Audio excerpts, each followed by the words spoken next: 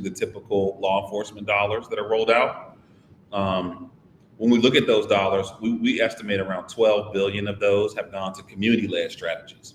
And so they've really fallen into three major buckets. One is victim service organizations, so nonprofits and community programs that work with families that have lost someone or individuals who have lost someone.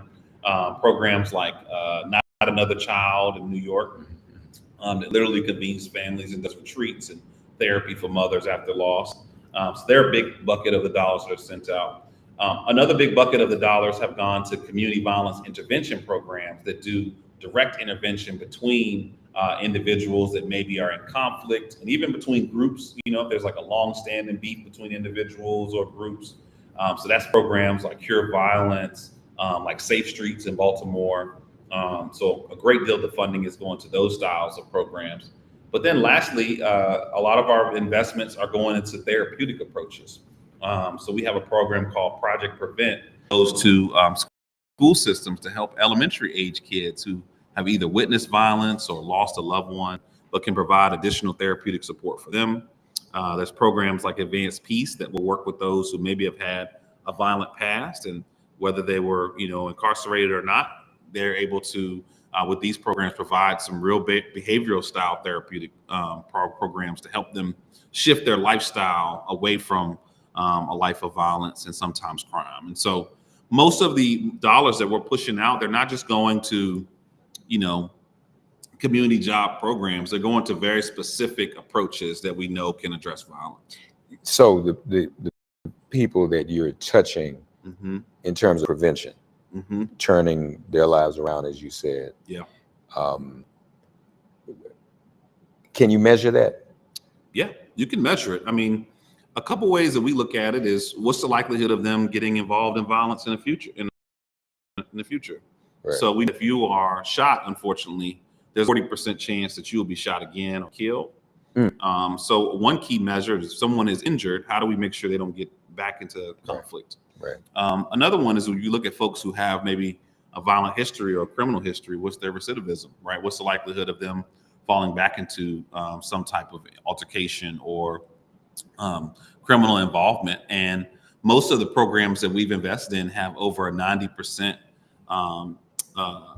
success rate on recidivism. Most of these individuals are not going back into any type of criminal involvement or justice involvement. So those are two ways to track it. And then the biggest one is how many lives we save. And last year we saw the steepest decline in homicides in American history, 13% decline. And this year we're actually on pace for a 26% decline based on FBI numbers. So we're about to double the steepest decline in history. And I just saw a post from Mayor Scott in Baltimore, for example. He's seeing a 34% reduction in homicides this year from last year. And the average city that's over 1 million residents is around a 40% decline this year from last year. So we're proud of those numbers. What are you looking at for the rest of the year? What are the things that are on the agenda? What are the benchmarks you're trying to reach? And, beyond that, if there's a second term, what is it that the deputy director would like to see done? Yeah, so right now, we still have more dollars to push out. So we want to make sure we're investing all the dollars we can. There will be a lot more resources around school safety and school-based programs before school starts back up. So that'll be a huge priority for us. We're working really hard on reforming VOCA, the Victims of Crime Act, to make sure that crime victim funds are more equitable and accessible to people after they've been victimized. That's a huge thing.